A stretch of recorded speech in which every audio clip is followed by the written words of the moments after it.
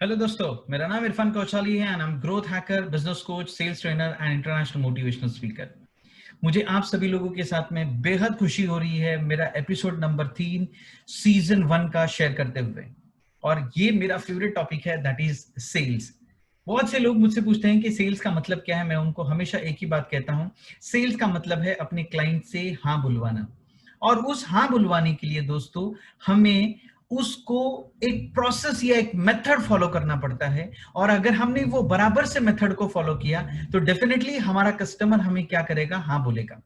उसी के लिए मैंने अपना ये एपिसोड बनाया दोस्तों, और जिसके अंदर हम लोग उस मेथड के बारे में डिस्कशन करने वाले हैं जो कि बहुत ही इंपॉर्टेंट मेथड है सेल्स का, जिसका नाम है स्पैनको। हाँ दोस्तों, स्पैनको, SPANCO। उसमें सबसे पहला जो है दैट इज सस्पेक्टिंग। सस्पेक्टिंग क्या है दोस्तों? जब भी हम सेल्स करते हैं तो हमें किसी ना किसी को सस्पेक्ट करना पड़ता है कि वेदर ये बंदा मेरा गुड्स या सर्विसेज खरीदेगा या नहीं खरीदेगा, क्योंकि ये इमारत की वो नींव है। अगर यही हमने कोई गड़बड़ कर दी दोस्तों तो डेफिनेटली हमारी इमारत ही खड़ी नहीं होगी। यानी जो हम एंड रिजल्ट चाहते हैं, जो हमारा रिजल्ट होना चाहिए कि वो बंदा हमसे हमारे गुड्स या सर्विसेज को बाय करे, वो बाय ही नहीं करेगा, क्योंकि हमने हमारा सस्पेक्टिंग ही ठीक नहीं किया है।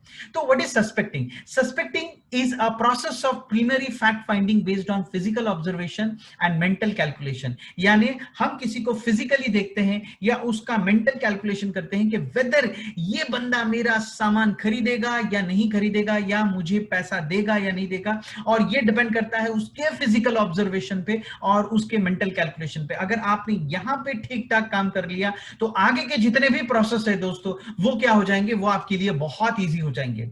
दो चीजें हमेशा करनी है सस्पेक्टिंग में। सबसे पहले अपनी आंखों को और अपने कानों को खुला रखिए, क्योंकि जब हम किसी को सस्पेक्ट करते हैं तो हमें उनको सुनना बहुत जरूरी है। दोस्तों, ऊपर वाले ने हमें 2 कान दिया और 1 जबान दी, इसका मतलब ये कि हमें ज्यादा सुनना है और कम बोलना है। तो अपने कानों को और अपनी आंखों को खुला रखिए ताकि आपको सस्पेक्ट करने में आसानी हो, और एक अच्छा सा मुस्कुराता हुआ चेहरा उसके सामने रखिए ताकि वो आपके सामने क्या हो, क्लियरली डिस्कशन करें। जब भी हम सस्पेक्ट करें तो हमें सबसे पहले हमें ये पॉइंट्स को ध्यान देना बहुत जरूरी है कि जब भी हम सस्पेक्ट करते हैं तो हमें उस क्लाइंट के साथ काम करना है या नहीं करना है। ये सबसे इंपॉर्टेंट चीज है। हमें उसके साथ काम करना है जिसके साथ हमें काम करते हुए हमें एंड रिजल्ट क्या मिले, बहुत अच्छा मिले। जैसे हम कोई सस्पेक्टिंग कर रहे हैं किसी को भी, तो हमें उसके बहुत सारी चीजों पे ध्यान देने की जरूरत है। तो ये पॉइंट्स हमको सबसे पहले जरूरी है कि मैं इस इंसान के साथ काम करूंगा या नहीं करूंगा, या इसे मुझे अपना सामान बेचना है या नहीं बेचना है। जब हमने हमारा माइंड रेडी कर लिया इस चीज के लिए, उसके बाद में आता है कि बहुत इंपॉर्टेंट चीज है आपका करेज और कन्विक्शन।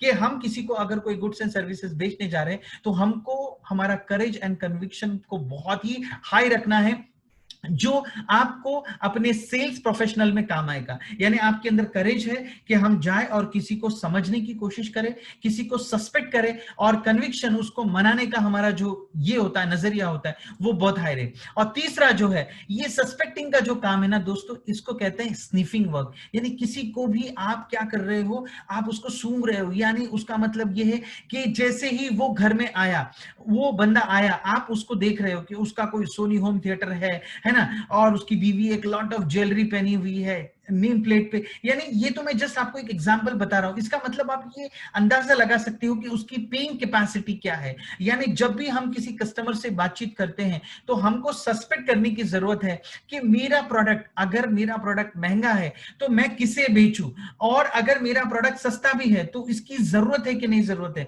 तो उसके रहन सहन से ये सस्पेक्टिंग में हमको पॉइंट ध्यान में रखना बहुत जरूरी है। ठीक है दोस्तों, मेरा जो 4th एपिसोड आने वाला है वो आने वाला है प्रोस्पेक्टिंग पे।